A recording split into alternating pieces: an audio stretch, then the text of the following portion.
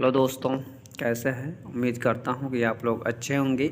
आज हम बाल विकास व शिक्षा शास्त्र का तीसरा प्रैक्टिस सेट कराने जा रहा हूं, जो स्टेट के लिए बहुत ही इम्पोर्टेंट है ना। वो भी 6 to 8 के लिए, मीन्स जूनियर के लिए, है ना। तो अभी तक मैंने 2 प्रैक्टिस सेट कराए हैं और जिसका लिंक वीडियो का हम डिस्क्रिप्शन में अपलोड कर देते हैं। आप लोग को अगर देखना हो जाके देख सकते हैं। इसके साथ ही हम जो PDF कराते हैं उसका भी यह लिंक वीडियो का PDF का डिस्क्रिप्शन में अपलोड कर देते हैं, आप लोग जाके देख सकते हैं। तो चलिए शुरू करते हैं आज भाग 1 का पार्ट 3। ठीक है, सीटेट का ये भाग 1 है। ठीक है, तो इसका हम पार्ट 3 करने जा रहे हैं, मीन्स प्रैक्टिस सेट तीसरा करने जा रहे हैं। चलिए चलते हैं आगे। तो क्वेश्चन को देखेंगे अच्छे से, है ना। छोटा क्वेश्चन है तो इसको देखेंगे पहले। तो कह रहा है, कक्षा में अर्थपूर्ण अधिगम को प्रोत्साहित करने के लिए अध्यापकों को क्या करना चाहिए, है ना। विद्यार्थियों की सहायता करनी चाहिए कि वे अपने मनोभावों और अभिप्रायों को सुव्यवस्थित कर पाएँ। ठीक है, हाँ ठीक है। विद्यार्थियों को उनके प्रदर्शन के आधार पर वर्गीकृत और नामांकित करना चाहिए नहीं, है ना। और उनकी योग्यता आधारित समूह बनाने चाहिए, तो ये नहीं होगा। ठीक है, ये है। आगे देखेंगे, विद्यार्थियों में संवाद और परिचर्चा को प्रोत्साहित करना चाहिए जिससे वे प्रेक्ष करने में सशक्त हों। ठीक है, ठीक है, ये भी ठीक है। नेक्स्ट है, कक्षा में विविधता की उपेक्षा करके शिक्षण की मानक विधि को अपनाना चाहिए, तो ये गलत है। क्योंकि कक्षा में विविधता, कुछ बच्चे कैसे होते हैं, सामान्य होते हैं, कुछ क्या होते हैं, निम्न होते हैं, और कुछ क्या होते हैं, उच्च होते हैं। ऐसी IQ लेवल होता है बच्चों को, तो क्या कर रहा है, उसकी उपेक्षा करना चाहिए, तो ऐसा नहीं करना चाहिए। ठीक है, तो इसमें option C is correct. Okay, next देखेंगे। तो नेक्स्ट क्वेश्चन है, प्रतिकूल परिस्थितियों में, ओके, प्रतिकूल परिस्थितियों में और वंचित पृष्ठभूमि वाले अधिगमकर्ताओं को संबोधित करने के लिए निम्नलिखित में से कौन सी पद्धति प्रभावशाली नहीं है। ध्यान से देखना, यहाँ पे है नहीं है। विद्यार्थियों को संतुलित चुनौतीपूर्ण लक्ष्यों के लिए अभिप्रेरित करना और उपयुक्त शिक्षण सहायता उपलब्ध कराना, ये है। ओके, ठीक है। और देखेंगे, यहाँ पे कह रहा नहीं है, ध्यान सुनना। कह रहा कार्यकलापों के लिए सहयोगी समूह बनाना और विद्यार्थियों को एक दूसरे का समर्थन करने के लिए प्रोत्साहित करना। ओके, ये भी ठीक है। ठीक है, प्रतिकूल परिस्थितियों और वंचित पृष्ठभूमि वाले अधिगमकर्ताओं को संबोधित करने के लिए निम्नलिखित में से कौन सी पद्धति प्रभावशाली नहीं है, ये दोनों हैं। फिर नेक्स्ट में देखेंगे, अधिगमकर्ताओं से बातचीत करके उनकी आवश्यकताओं और उसके सम्मुख आई चुनौतियों को समझना। ठीक है, कह रहा है अधिगमकर्ताओं को विद्यालय के बाहर ट्यूशन पढ़ने के लिए कहना, ये गलत है। क्योंकि अधिगमकर्ताओं को विद्यालय के बाहर ट्यूशन भेजने के लिए नहीं कहना है ना। तो क्या करना चाहिए, उन्हें खुद क्या करना चाहिए, प्रोत्साहित करना चाहिए। तो यही गलत है, मीन्स इसमें नहीं बोल रहा है, तो ये तीनों क्या होंगे, इनकरेक्ट होंगे, और ये क्या होगा, करेक्ट होगा। ठीक है, ये करेक्ट होगा, means option D is correct. Okay, next देखेंगे। नेक्स्ट क्वेश्चन है, कह रहा है कि बच्चों के अधिगम में शारीरिक स्वास्थ्य और सामयिक अवस्था जैसे क्रोध, प्रसन्नता, है ना, ऐसी अवस्थाएं क्या है, कोई मायने नहीं रखती हैं, ऐसा कुछ बोल रहा है। तो कह रहा है का कोई आपसे संबंध नहीं है मीन्स ये गलत है। कि कोई की भूमिका नगण्य है, मीन्स सामयिक और शारीरिक स्वास्थ्य की भूमिका नगण्य है, गलत है। का कोई प्रभाव नहीं पड़ता है, कोई प्रभाव नहीं होता है, तो कहेंगे D एक महत्वपूर्ण भूमिका है, option D is correct. Okay, next देखेंगे। कह रहा कक्षा में प्रभावशाली अधिगम के लिए वातावरण की रचना करनी चाहिए बजाय वातावरण के, कैसे, सहयोगिक अन्य प्रतिस्पर्धिक। ओके, नेक्स्ट देखेंगे। कह रहा है निम्नलिखित में से कौन सा उदाहरण विद्यार्थियों के अधिगम के लिए प्रेरित करने के लिए प्रभावशाली पद्धति है, वे कार्य देना जो बहुत सरल हो, नहीं। नेक्स्ट है, प्रतियोगी परीक्षाओं के लिए बहुत उपयोगी बहुत से अवसर उत्पन्न कराना, नहीं। पाठ उपलब्ध कराना। अब बताते हैं पाठ क्या है। ठीक है, पाठ मीन्स होता है बच्चों को हिंट देना। ठीक है, जैसे कुछ नहीं आ रहा है तो उन्हें थोड़ा सा सहयोग दे दो ताकि वो कर सकें। ठीक है, विशेषकर जब विद्यार्थी कोई नया कौशल सीख रहे हों। ठीक, तो option C is correct. Okay, next देखेंगे। कह रहे हैं बच्चों के चिंतन के विषय के लिए निम्नलिखित में से कौन सा कथन सही नहीं है ना। बच्चों के चिंतन के विषय में निम्नलिखित में से कौन सा कथन सही नहीं है। तो देखें, बच्चे अपने आसपास की विविध घटनाओं के बारे में सक्रिय पूर्णता सोचते हैं और उनमें अन्वेषण जैसे छानबीन की लालसा होती है। हाँ, ये तो सही है।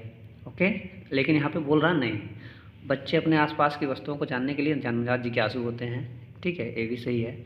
बच्चे अपने आसपास की विविध घटनाओं के बारे में स्वयं अपने सिद्धांतों की रचना करते हैं। ये भी सही है। कह रहा बच्चे प्रत्ययों को स्वयं नहीं सोच सकते। ऐसा कैसे कह सकते हैं? बच्चे स्वयं सोच सकते हैं, तो ये गलत है। ठीक है, अगर कथन सही नहीं हो, सही होता तब कहते हैं, लेकिन यहाँ पे क्या आ रहा है, कथन सही नहीं है, तो ये कथन सही नहीं है।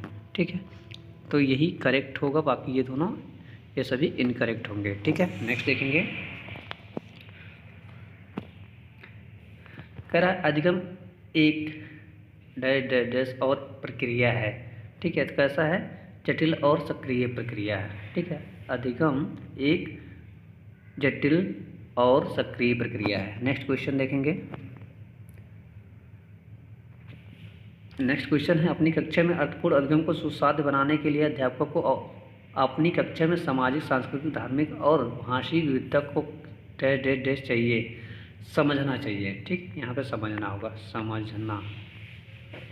चल लिखेंगे नहीं, क्योंकि लिखना यहाँ पे अच्छा नहीं है। नेक्स्ट देखेंगे। कह रहा है एक डैश कक्षा में अध्यापक अपनी शिक्षा शास्त्र का व आकलन की विधियों को विद्यार्थियों की व्यक्तिगत जरूरतों के अनुसार परिवर्तित करती है। तो कैसे, पाठ्यपुस्तक केंद्रित नहीं, व्यवहारवादी नहीं, अध्यापक केंद्रित नहीं, तो कैसा होगा, प्रगतिशील। एक प्रगतिशील कक्षा में अध्यापक अपनी शिक्षा शास्त्र व आकलन की विधियों को विद्यार्थी की व्यक्तिगत जरूरतों के अनुसार परिवर्तित करती है। ओके, नेक्स्ट देखेंगे। कह रहा बच्चों का विद्यालय में असफल होना क्या साबित करता है? साबित करता है कि इन बच्चों में आनुवांशिक पैदाइशी कमियां हैं और इन्हें विद्यालय से निकाल देना चाहिए। ये क्या है, गलत है। ठीक है, ये नहीं होगा। ठीक है, नेक्स्ट है, सूचित करता है कि अभिभावकों में अपने बच्चों के अधिगम में सहायता करने का सामर्थ्य नहीं है। ये भी गलत है, सामर्थ्य होता है। ठीक है, और वो करते भी हैं। कह रहा है प्रस्तावित करता है कि वंचित पृष्ठभूमि वाले बच्चों में अधिगम का सामर्थ्य नहीं होता है। ये भी गलत है। कह रहा है निर्देश करता है कि विद्यालय इन बच्चों की आवश्यकताओं और रुचियों की पूर्ति करने में असमर्थ नहीं है। हाँ, ये क्वेश्चन सही कह रहा है कि बच्चे असफल क्यों होते हैं। उनका मेन रीज़न होता है कि विद्यालय में जो बच्चे जाते हैं उनकी रुचि के अनुसार ना तो पढ़ाई की जाती है, ना उनके अनुसार उनकी पूर्ति की जाती है जो वो सोचते हैं। ठीक, नेक्स्ट देखेंगे। नेक्स्ट है, समूह में एक दूसरे को पढ़ाने और सहायता करने से बच्चों का ध्यान भंग हो सकता है और वे प्रभावशाली शैक्षिक पद्धति नहीं है। गलत बात है। एक साथ रहते हैं तो क्या होता है, ध्यान भंग नहीं होता है, बल्कि वो एक दूसरे से कुछ सीखते हैं। ओके, नेक्स्ट देखेंगे। यहाँ पर भी बच्चों में प्रतिस्पर्धात्मक प्रवृत्ति उत्पन्न होती है जो कि अधिगम के विघ्न या रुकावट पैदा करती है। ये भी गलत है।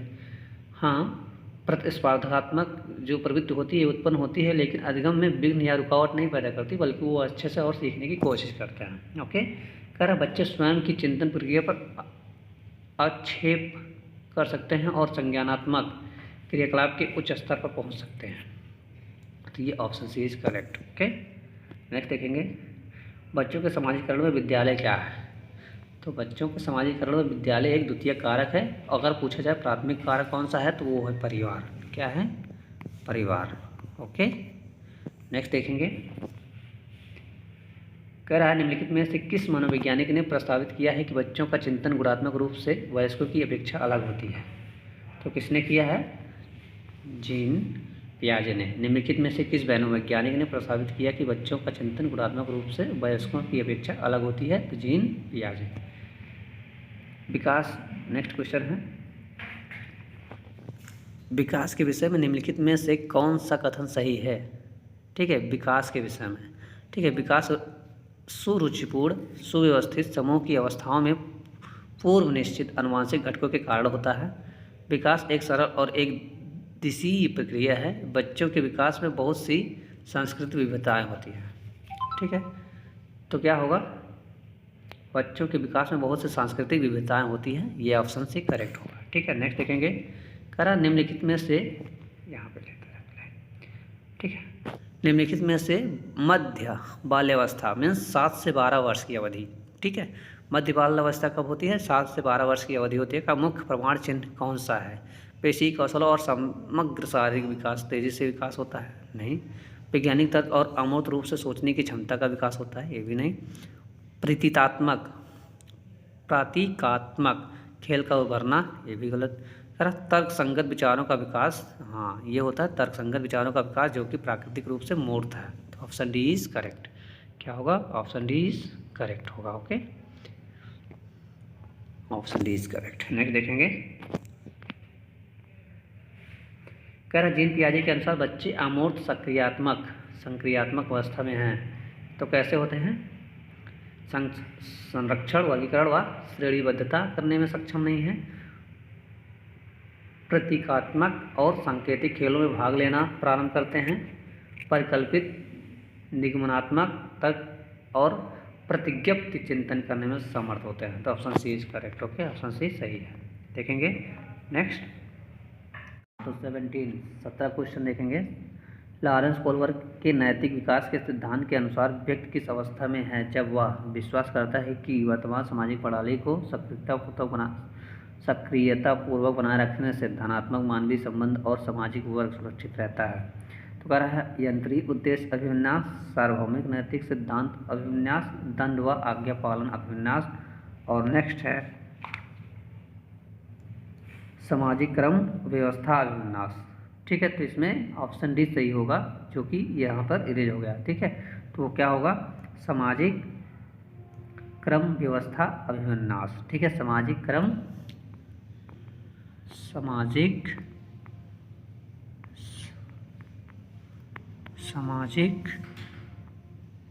क्रम अवस्था अभिविन्यास। ठीक है, आगे देखते हैं।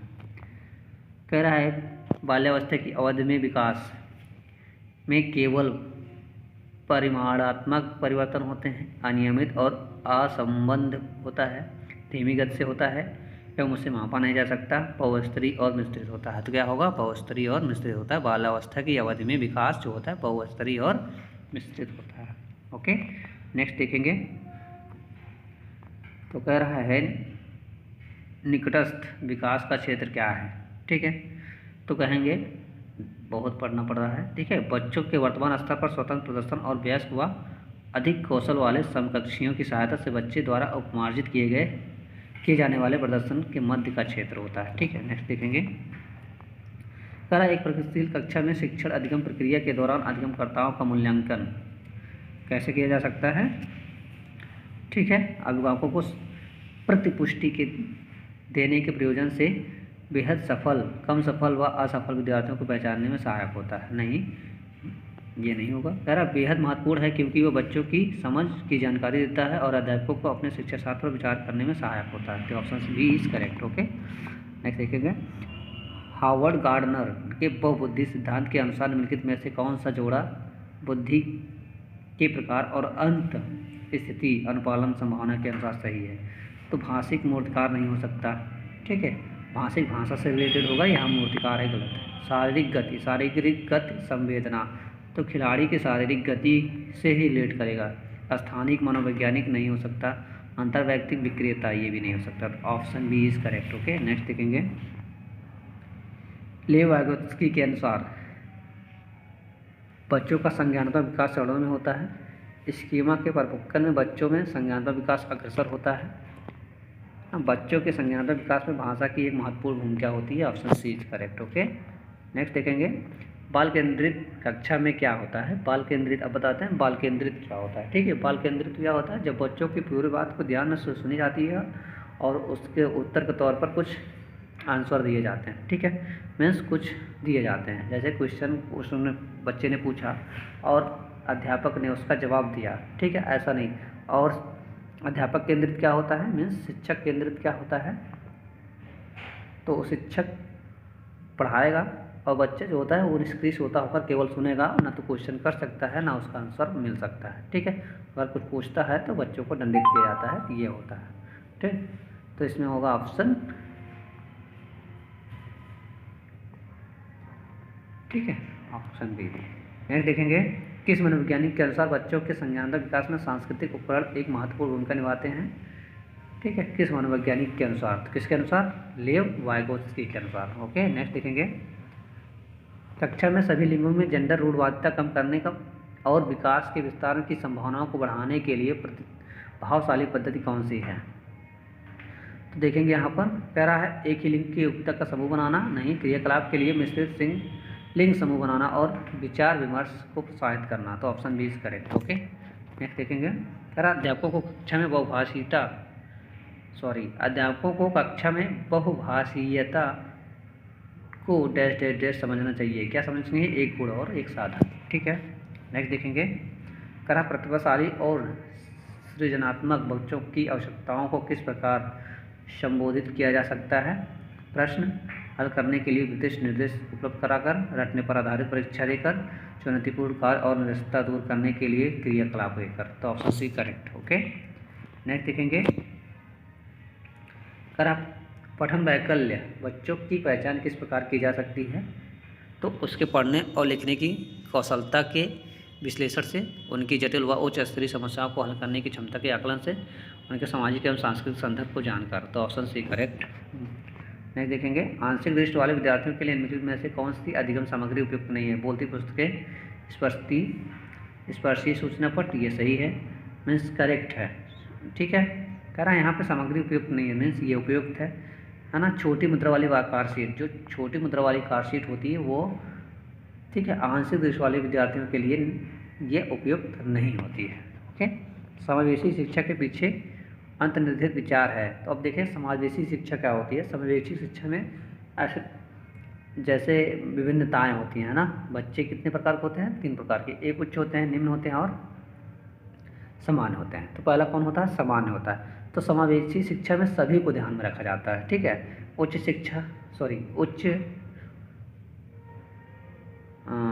बच्चे, सामान्य बच्चे और निम्न बच्चे, जितने भी हैं, ये IQ लेवल की बात कर रहा है, ना कि कास्ट की। ठीक है, तो ऐसे बच्चों को सभी को एक साथ रखकर क्या किया जाता है? उनको ध्यान में रखकर अध्यापन का कार्य किया जाता है, जिसे हम समावेशी शिक्षा कहते हैं। तो दार्शनिकता की सभी बच्चों को नियमित विद्यालय में समान शिक्षा पाने का अधिकार है। तो ऑप्शन बी करेक्ट है। ठीक है, चलो आज के लिए इतना ही। धन्यवाद। वीडियो अच्छी लगी हो तो लाइक करना, शेयर करना, कमेंट करना, और हम इसकी PDF की लिंक डिस्क्रिप्शन में अपलोड कर देंगे, आप लोग जाके देख सकते हैं। ओके, धन्यवाद।